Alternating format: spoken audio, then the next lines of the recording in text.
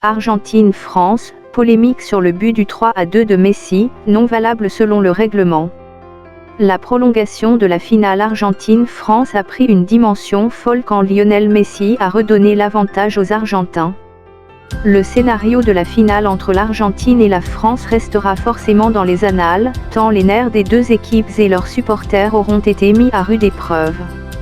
Les Bleus sont revenus à 2-2 après avoir été menés 2-0 dans le temps réglementaire, puis à 3-3 après un but en prolongation.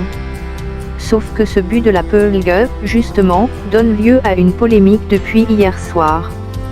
En effet, de nombreuses voix se sont élevées pour souligner que si le règlement était appliqué de manière stricte, les arbitres de la rencontre auraient dû refuser le but de la Pulgue.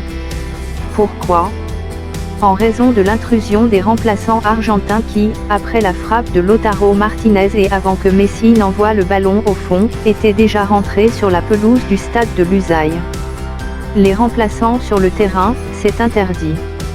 Or, l'alinéa 9 de la loi 3 du règlement du football prévoit que si l'arbitre se rend compte avant la reprise du jeu qu'une personne supplémentaire était sur le terrain au moment où le but a été marqué, l'arbitre doit refuser le but si la personne supplémentaire était soit un joueur, un remplaçant, un joueur remplacé, un joueur exclu ou un officiel de l'équipe qui a marqué le but.